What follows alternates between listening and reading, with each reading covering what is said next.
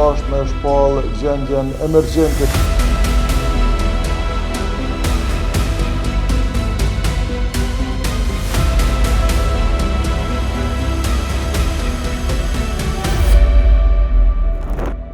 Viti 2025 i la Prishtinës një kujtim të hidhur, krizën e thellë të menaxhimit të mbeturinave.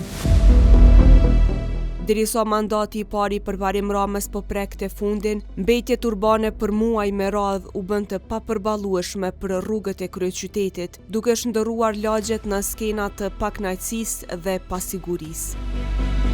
Borxhe milionëshe të pretenduara, protestat e punëtorëve dhe grevat që pasuan në maj të vitit që po e lën pas, sollën një krizë të menaxhimit të mbeturinave në të gjithë territorin e kryeqytetit, ku shëndeti publik, higjiena dhe besimi qytetar u vë në provë. Fillimviti i vitit që po lën pas u shënua me nisjen e konflikteve mes qeverisjes lokale në Prishtinë dhe menaxhmentit të kompanisë pastrimi, ku në muajin shkurt përmes një konference për media, kryetari i Prishtinës përparim Rama shpalli gjendje emergjente në kryeqytet. Është dashur me shpall gjendjen emergjente. Në maj, situata arriti kulmin, pastrimi ndërpreu të gjitha shërbimet, duke akuzuar komunën për borxhe prej 2.7 milion eurosh. Punëtorët shpallën greva për mungesë pagash, ndërkohë që kompania nuk kishte mjete për të përmbushur kërkesat e komunës, sidomos pas vendimit për një tender 16 milionësh për kompanitë private. Kemi pas mungesë të jashtëzakonshme të kontinjerëve, por njëkohësisht ndërmarrja pastrimi ka pasur një mungesë të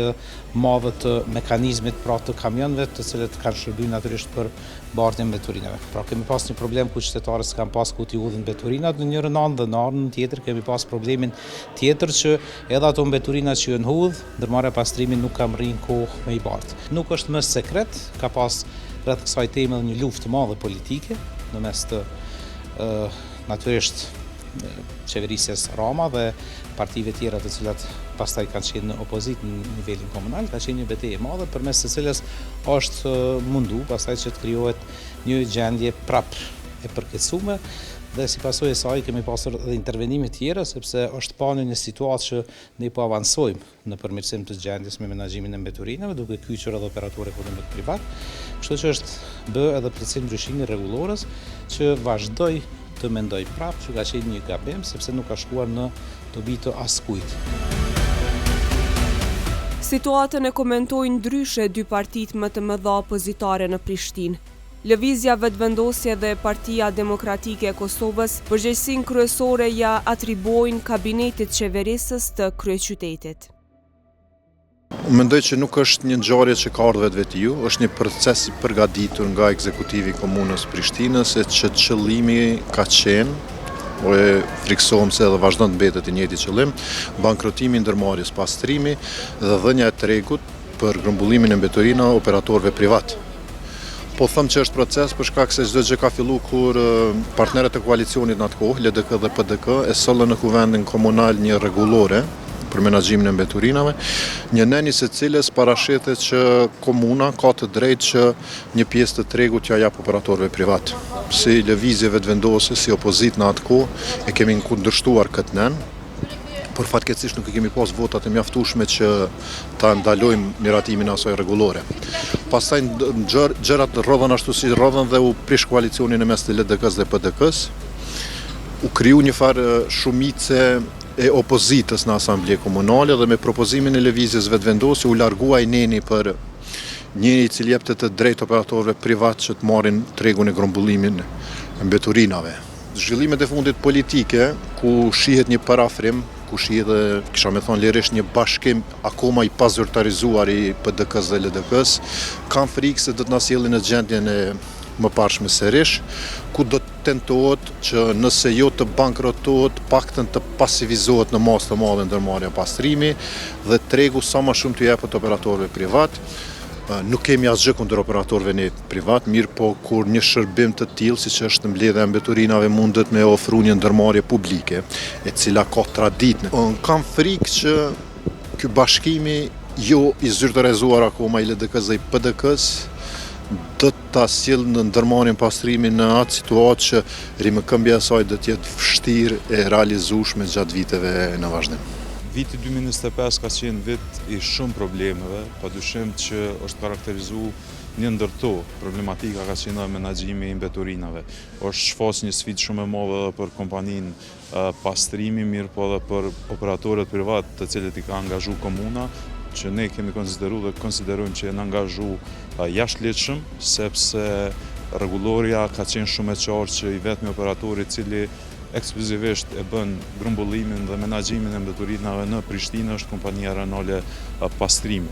Gjithashtu, ne kemi vërejtur një lloj, themi kushtimisht një lloj sabotimi nga menaxhmenti i komunës në raport me kompaninë. Gjithmonë ata kanë tentuar ta ndërlidhin me një ton politik, mirë po momentin që Pastrimi është një ndërmarrje konsoliduar dhe funksionon tani më mbi 50 vite, aty ofrohet vetëm një shërbimi për grumbullimin e mbeturinave. Ne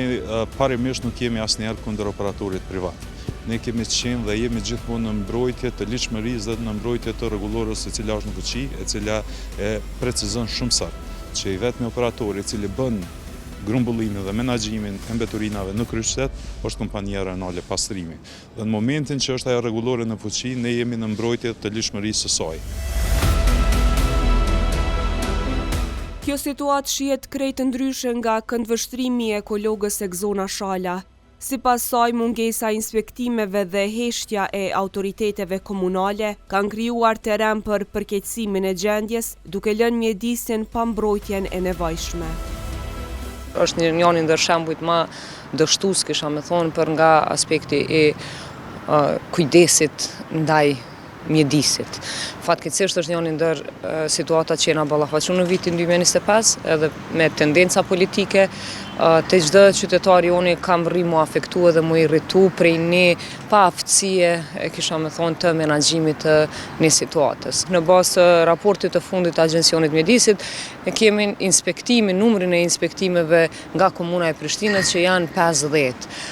Për kontrazi me krahasuar me Mitrovicën e Jugut, e cila i ka 1830 inspektime brenda vitit, në një kryeqytet të tillë, qoftë për aspektin e mjedisit, qoftë për atë të përgjithshëm apo për mbeturinat në veçanti, është një situatë e pa aftësisë së menaxhimit. Komuna e Prishtinës madje nuk ka as departament, ta them drejtori të caktuar, ndoshta po departament të mjedisit, i cili të duhet përfshihej në politikbërjen edhe në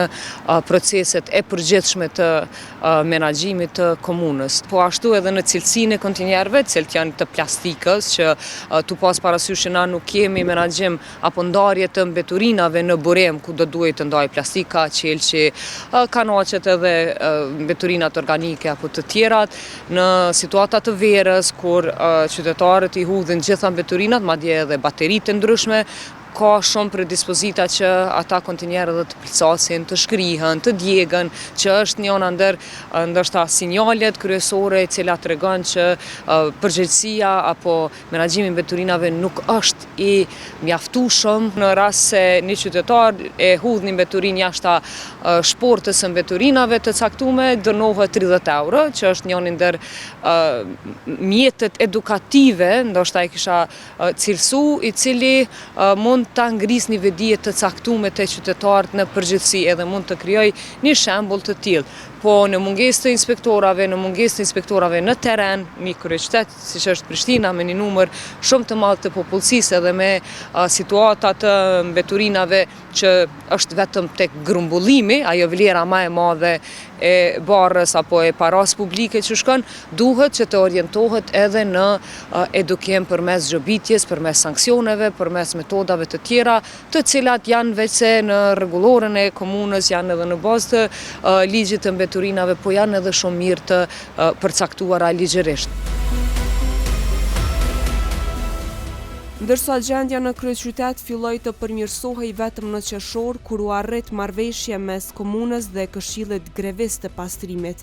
duke ndërprer grevën dhe duke zgjidhur disa nga kërkesat e punëtorëve. Megjithatë, fundi i vitit 2025 e gjeti Prishtinën ende me sfida të dukshme në menaxhimin e mbeturinave, duke lënë edhe një boshllëk në funksionimin e institucioneve lokale.